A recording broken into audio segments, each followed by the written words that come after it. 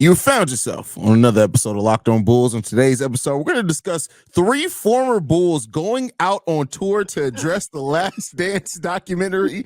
Also, can the Bulls get a win in their first game back post All-Star break? And will the Bulls actually still make that play-in tournament? We're going to talk about all that and more right after this. You are Locked On Bulls, your daily podcast on the Chicago Bulls, part of the Locked On Podcast Network, your team every day.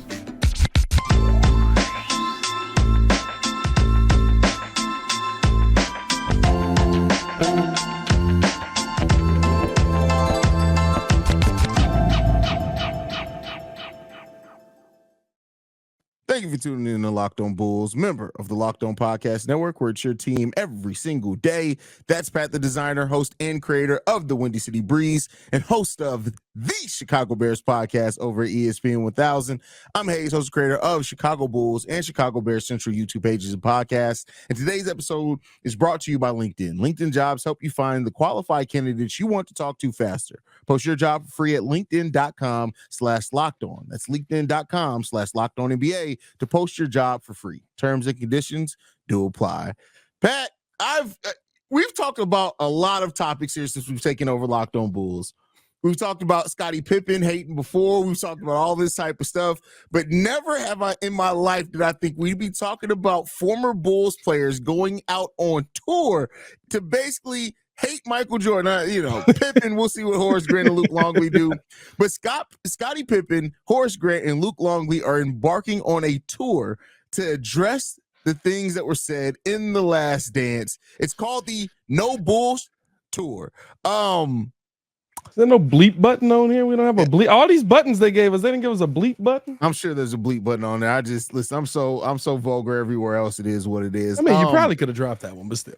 Horace Grant directly quote and said this: "Well, as you know, I speak my mind, and it's going to be a no bullshit tour. Believe me, I tell you this: the X factor in the first 3 and the second 3, I would have kicked Dennis Rodman, but come out, get tickets, and you'll hear a lot." And we're getting tickets to this, right? Are we going to this? I think we have to go to this. Do we have? Can we get locked on to pay for it? Probably not. But probably not. Are we really going to this, bro? We got to, right? When does it? Hold on. When does it come to Chicago? So that's the thing. As of right now, there are only 3 dates for the tour. It starts February 23rd. It's in Tasmania, Melbourne, and Sydney. So it's all overseas for right now. Oh, they hiding. But no, see, this is a soft launch because they're smart. You better not come to Mike City with that bull. But no, because you know what it is? It's a soft launch because they're gonna build up. There's gonna be clips to come out from those dates, and then they're gonna immediately book some dates here in America. Gotta happen, bro. First of all, Michael Jordan's coming to the UC for Blackhawks ceremony, but isn't coming for the Ring of Honor. But that's a story for another day. Crazy. But crazy activity. It's crazy, bro. What do you think about this tour, man? Dog, have we ever seen a hate tour? Like, I was trying to think, like, is there a tour where like somebody's specific tour, like I'm of course I got to go music, right? A hip hop. Like, is there a hip hop tour where specifically you were on tour with a group of people to hate on one person? The only thing I can think of is the Game Black Wall Street tour when they was doing the F50 mixtapes. Yeah, but that's about it. Yeah, I guess that's probably this is insane that Scottie is on this, bro. Yeah. Like, first off, how'd you get? I feel like Luke Longley has no idea what's coming.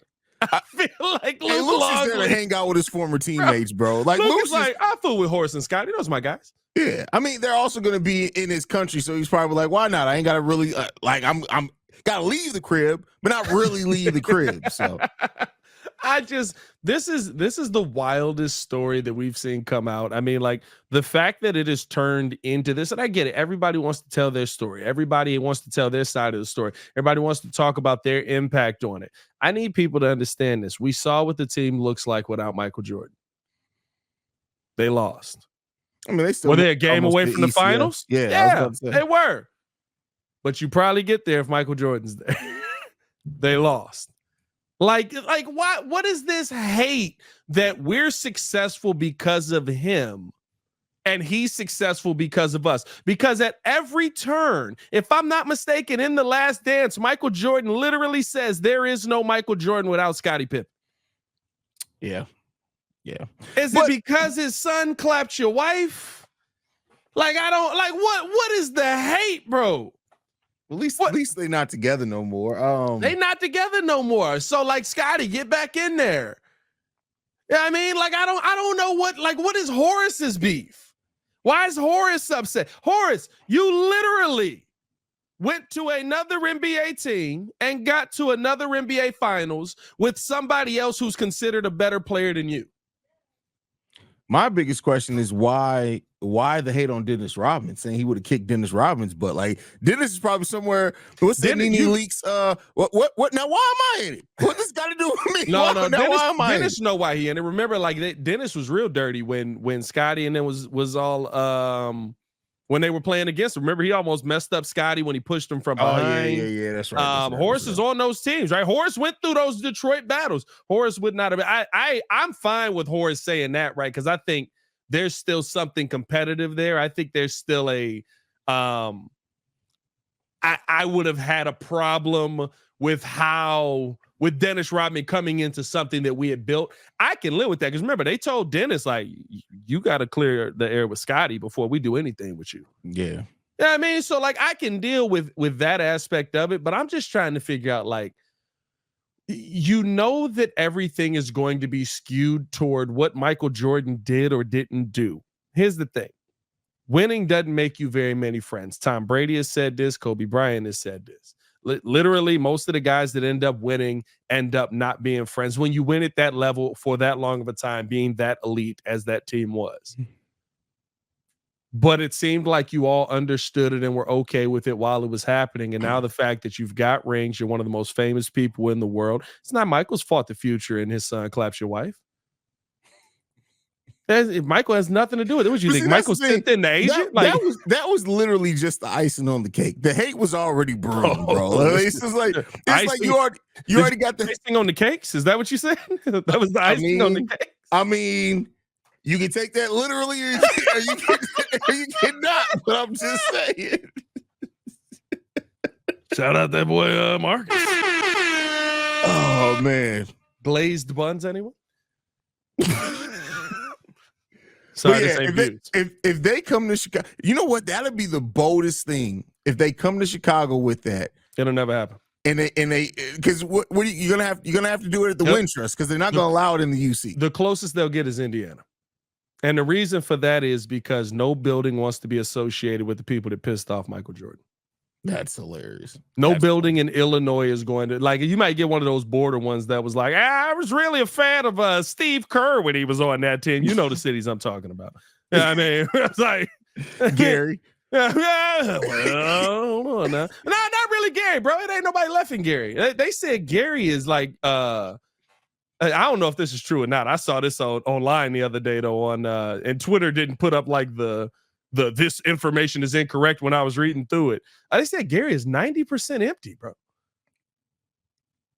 They said 90% of the population that used to be in Gary has moved out. And I was just like, so what they doing with all them buildings? They all in Detroit. That's what happened. I don't know if this is factual or not, but I saw that on Twitter the other day and it didn't give me like this information is incorrect. So I was like, this is wild right now. But anyway, I say all that to say no building in Chicago or the Chicagoland area is going to want to be associated with any Michael slander. And I'm sorry, you get to do that when you are considered the greatest player in basketball history by many. You get to do that when you're not the sidekick to the greatest player in basketball history already. So I just think that at the end of the day, this is going to be one of the most interesting tours. And if it does happen to land in Indiana or anywhere near the Chicagoland area, we do have to go to this, I guess. Anywhere between where I am, you are, and Indianapolis, anywhere between that, we got. I ain't gonna lie, bro. You might have to fly up here because it might have to be Wisconsin, bro. Like, we might have to get some.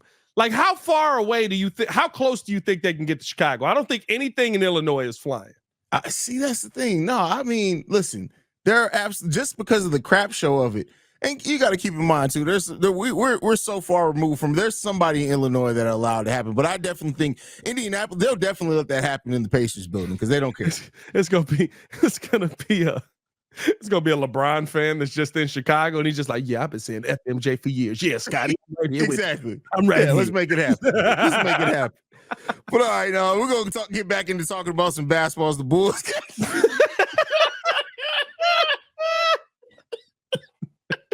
As the Bulls are getting ready to take the basketball court again tonight against the Boston Celtics. But before we talk about that, I got to talk to you guys about one of our sponsors, and that is LinkedIn. When you're hiring for small business, you want to find the quality of professionals that are right for the role. That's why you have to check out LinkedIn Jobs. LinkedIn Jobs has the tools to help you find the right professionals for your team faster and for free. LinkedIn isn't just another job board. LinkedIn has a vast network of more than 1 billion professionals, which makes it the best place to hire. It gives you access to professionals you can't find anywhere else. LinkedIn does all that while making the process easy and intuitive. Hiring is easy when you have that many qualified candidates. So easy, in fact, that 86% of small businesses get a qualified candidate within 24 hours. LinkedIn knows small businesses are wearing so many hats and might not have the time or resources to hire. LinkedIn is constantly finding ways to make the process easier. They even just launched a feature that helps you write job descriptions, making the process even easier and quicker. 2.5 million small businesses use LinkedIn for hiring. Post your job for free at linkedin.com/lockedonnba. That's linkedin.com/lockedonnba to post your job for free. Terms and conditions do apply. That is hilarious, bro. Oh, I don't know why Scottie was looking like that, bro. Like, what did he smell? I pray that I never hate anybody as much as Scottie hates Michael right now, bro. That's crazy. I don't want to carry that hate around in my heart, bro. I hope we get rich enough to the point where we look back on our success and I'm like, Haize didn't have nothing to do with that, and then we just like we have a beef for 5 years. I told you we already got the plan, bro. We're gonna ride this out.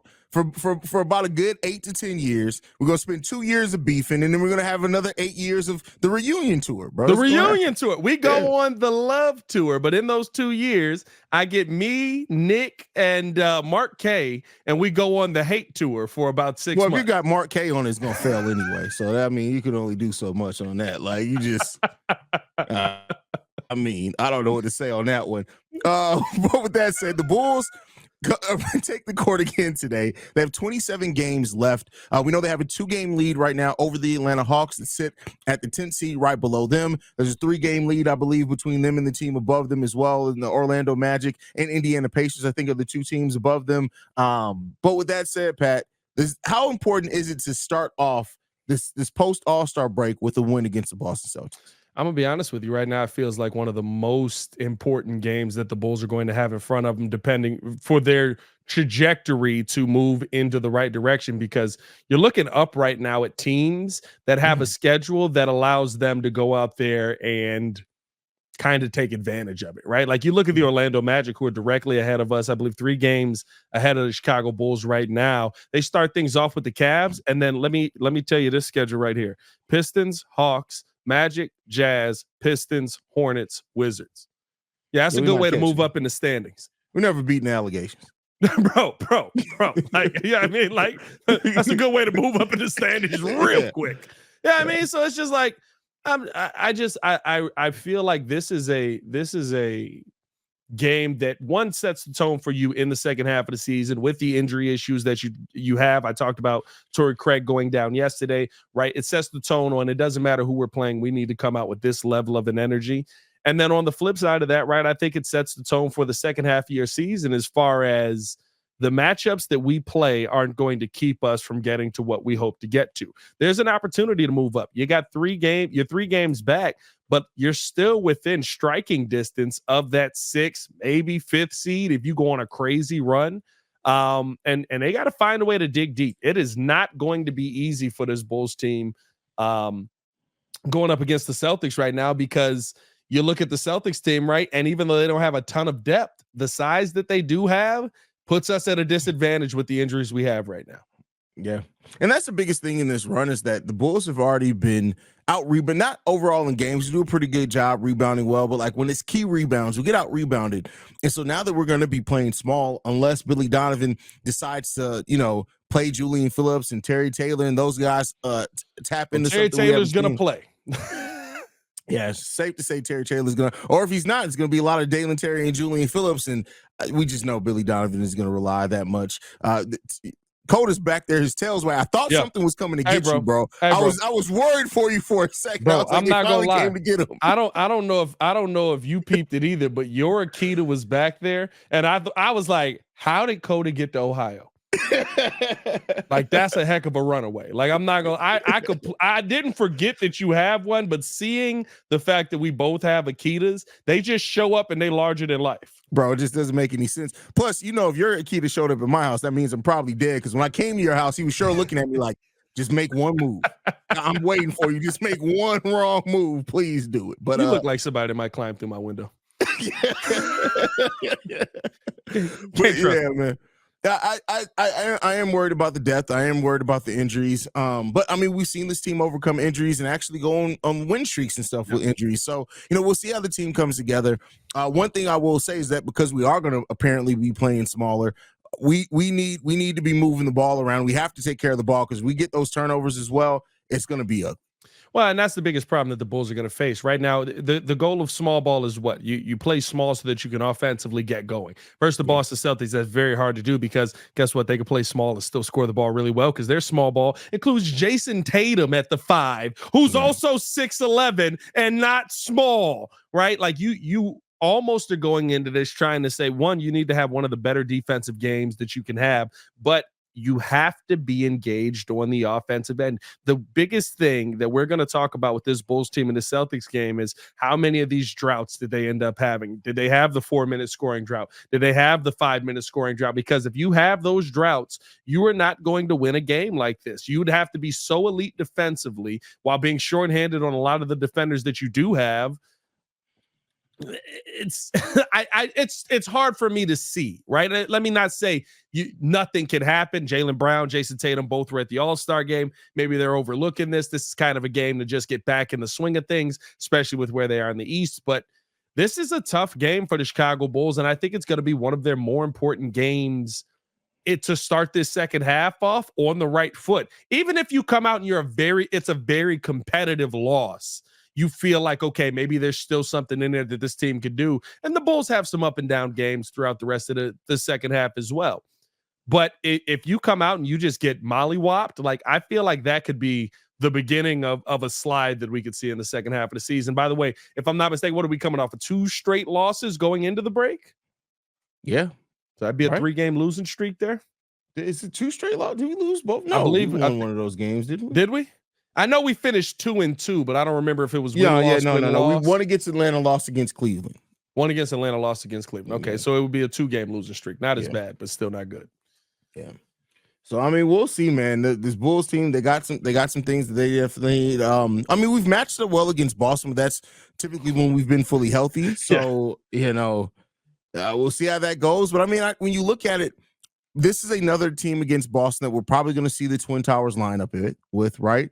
And if Alex Caruso and Ayo are hitting threes like they have, like, I don't know if you've seen it or not, bro, but I would assume over the last 12 games is hitting the 3 ball at almost a 56%. It's crazy right now. Yeah, he's on is he still on 50-40-90 pace right now? Yeah, right now he is. So over the last 12 games, he's 50-40-90. So I mean, listen, I love what AC and Ayo have brought to the game. And I do think that helps. You're going to need every bit of it. It's so tough when you're right. There's a difference between throwing that Twin Towers lineup out there. There's a difference between matching up size wise and matching up skill wise. The problem with Boston is Boston has size that is skillful. Not to say that Vooch and Andre Drummond are not, but it's a very slow skill. And you have to try and stay in front of Jason Tatum. Is Porzingis back for this game? I believe he should be good to go for this one, right? But you got to go against some considerable size down there. And then you have to also play into the aspect of, okay, now that we have less people, how are we going to space out minutes? How are we gonna get everybody's guys playing rest? 40 minutes. Is it just Billy Thibodeau the whole second half of the season? Yeah, I mean, with these injuries, yeah, you look at rest, and the only way you're getting rest is if you're blowing teams out, and we haven't done a whole hell of a lot of that. Like, you know where you can get rest? In your bed at night. That's the only place you're gonna be resting today. That's it. Do you think we see, with the balance of what's going on, do you think we see Julian Phillips play more, or do you think it's going to be just Alex Caruso at the 4 a lot? What do you think? What are you thinking there? I'll tell you this. I believe that if the Chicago Bulls get off to a tough start, we may see an entire second half of this season where Julian Phillips, Dalen Terry, and young guys are getting a ton of run. Because I think they're gonna need to see what they have before heading into next season. And I know people have said things like, well, what about buyout market? I'll tell you this right now. There are basically, other than Korkmaz, and Marcus Morris hasn't officially bought out, and he's already said if he is bought out, he's signing with the Minnesota Timberwolves. So basically, Korkmaz is your guy if you're looking for forward depth. And so gross. Yeah.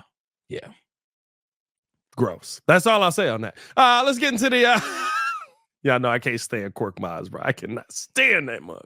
Let's get into the next topic, man. Appreciate you guys for tuning in and showing love. Before we do that, though, we do have to tell you guys all about eBay Motors. Our partners at eBay Motors have teamed up with Locked On Fantasy host Josh Lloyd to bring you some of the best fantasy picks each week, all season long. Whether you're prepping for a daily draft or scouting the waiver wire every week, we're going to provide you with the players that are guaranteed to fit your roster. Now, one of the players that Josh picked this week that maybe is a little bit interesting after the All-Star break, because he was talking a little bit of trash, is Benedict Mathurin. With Buddy Hield now over on Philadelphia, that could mean more minutes for Ben Mathurin. And I mean, listen, he came strong at the All-Star break, talking trash to Jaden Ivey, talking trash to a couple of the players there. I thought that he was in that was that the Rising Star game, one of those games that they had. I thought that he was setting the tone for a second half where he was going to be dominant. What do you think about Ben Mathurin there, Haize? Listen, Ben Mathurin is a guy who he gives effort. He has some flaws, right? The stats aren't jumping out the stat sheet for you, but with the added opportunities he's going to have there, I think Ben Mathurin is going to be a safe pick for a lot of people. Yeah, man, a guy that does a little bit of everything and is going to get more time. You can't go wrong there. Josh Lloyd from Locked On Fantasy Basketball is going to help you win your fantasy championship. And eBay Motors knows a championship team is about each player being a perfect fit. Same with your vehicle. If you have do you remember a time where you had to fix your car just to keep it running or wanted a really cool upgrade? That's what eBay Motors can provide for you with over 122 million parts for your number one ride or die. You can make sure your ride or die stays running smoothly with brake kits, LED headlights, roof racks, bumpers, whatever your baby needs. eBay Motor has it. And with eBay's guaranteed fit, it's a guaranteed fit for your ride the first time, every time, or your money back. Plus, at these prices, you're burning rubber, not cash. Keep your ride or die alive at ebaymotors.com. eBay guaranteed fit, only available to U.S. customers, eligible items only, exclusions do apply. Oh yeah, I got a bone to pick with you too, man. Whoa. Don't you ever in your life blame me for you not having the sound effect, the theme music. They missed it on last episode. You threw me under the bus, bro. You threw me under the bus. I mean, we just never. No, I said I don't have it. Like Haize doesn't send it to me, but then I literally said we never talk about it because we're always on the show together. I know, bro. Like that's the only reason. Like, hey, listen, don't look.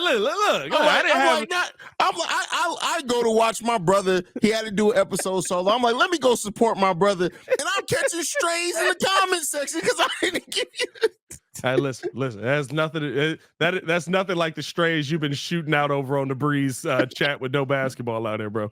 The strays have been crazy, bro. That line that you said about Kid was insane activity on the Breeze. That man got 3 different jean jackets with the jeans to match. Yeah, bro. That's crazy. You got the whole outfit, man. But so to finish the season, man, like I said, 27 games. We're in a tight race for that final play-in spot.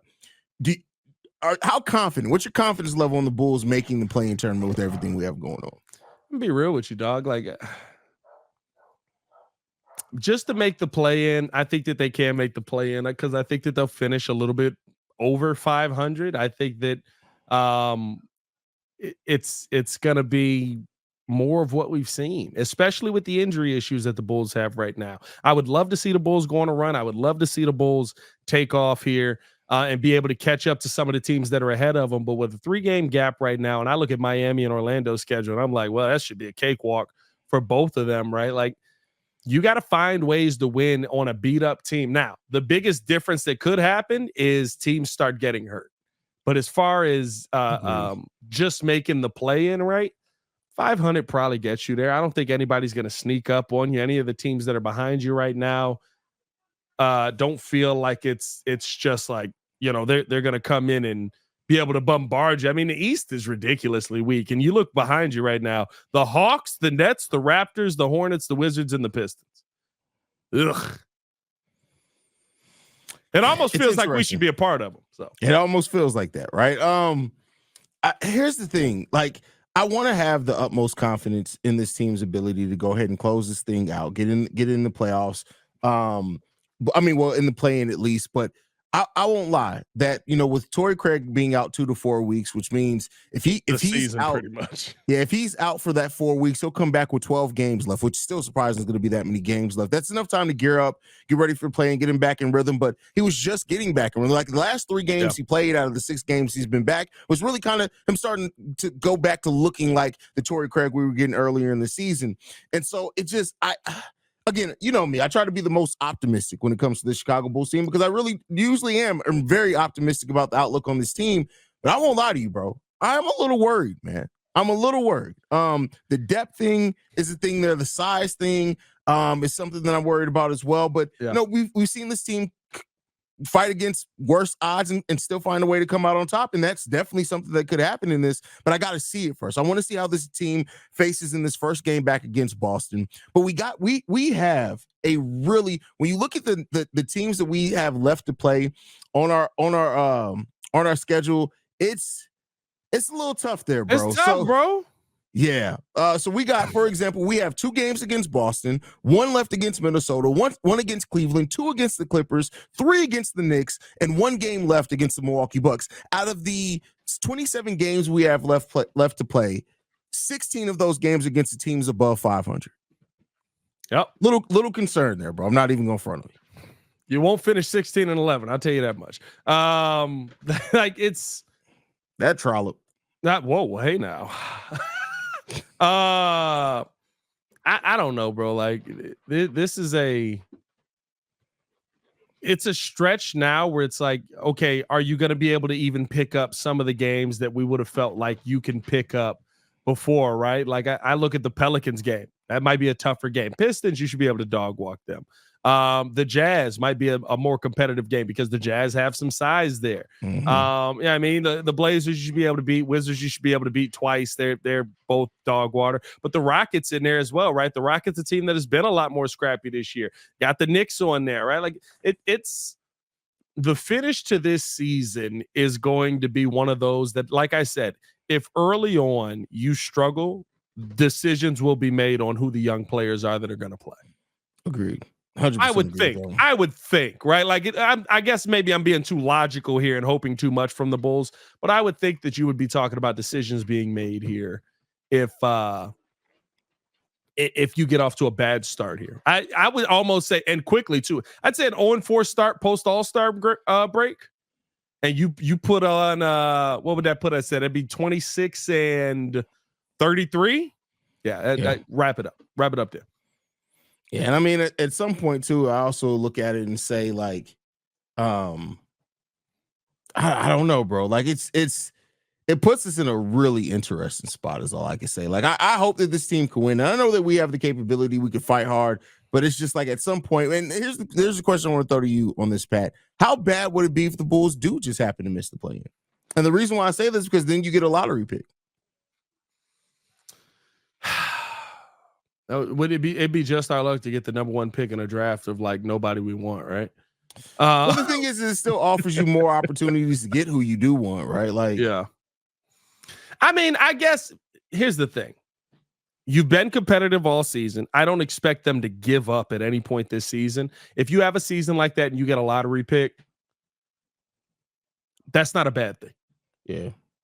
Right? That feels like how you should get lottery picks. We tried our best. We just weren't good enough. We end up getting a lottery pick. Now we can make our team better. The biggest question there is, right, like, is this a draft where you can actually do something with that lottery pick? Is this a draft where, yes, there's going to be players there that we look at and we're like, okay, he's a nice player.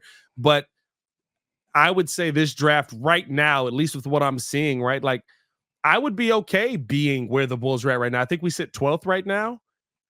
And take well, if he can come into the NBA, we'll see what ends up happening with him, right? All this chicanery there. But take Terrence Shannon Jr. Take another Illinois guy, a young man that you know what he can bring. He's probably going to drop in the draft because of his age already. I think he's been in college 3 years at this point. Like that's kind of right where the range that the Bulls are in right now. You've got to take somebody who's just. I mean, right now, what do we need? A pure score and/or size. And I don't see a lot of greatly skilled size out here. Maybe Bowie from Indiana. And there's a young man, I want to say from Nevada. I gotta remember what school he's from. Young big. That's actually pretty nice. He kind of reminds me of Jokic a little bit. Well, there's a guy from Duke, Filipowski. I like in this upcoming draft. But if you get higher up, there's some people that you could definitely look at the Bulls drafting. One person that I would love to see the Bulls go after. Keep in mind, this is a Chicago guy. He's slated to go in the top 10. Terrence Shannon. Would love to see him next to Kobe White. Yeah, I mean, I agree with you. That's what I'm talking about. I mean, he's one who, when you look at TSJ right now, what he's done at Illinois, you see the difference from the time that he's missed and what he's been able to bring back. And I think that he's a legitimate NBA player. Age may drop him out of that top 10, depending on it, right? Guys they really like the young guys for some reason I guess we're kind of getting to bear the fruit of that finally, right? Mm-hmm. Like Kobe White finally developing maybe is the reason why you like the young guys out of college, because Kobe's been in the league, 6 years? 5 years? 5 years. He's 24. Yeah. Right? If Terrence Shannon isn't good for 5 years, he's 28. Yeah. I believe. That's a big difference. Yeah. It's a big difference. So I don't know, man. We'll see what the Bulls end up doing. The run that it all gets started tomorrow. We'll see how this team fares in the second half of the season. Hopefully this turns into something big. But appreciate you guys for tuning in and rocking with us for another episode. Hit that like button, subscribe to the page, leave that 5-star review. Y'all know what to do. Follow us on everything at Locked On Bulls. You can follow me on everything at Pat the Designer. Yes, I did do the outro for all my other podcasts. So y'all stay safe out there, Chicago. Peace. You know what it is. You guys can follow me at CEO Haize, man. We appreciate you guys for tuning in. Locked On Bulls is free and available on every podcasting app and platform of your choice, as well as YouTube. For Pat the Designer, this has been Locked On Bulls. We out here. Peace. Peace.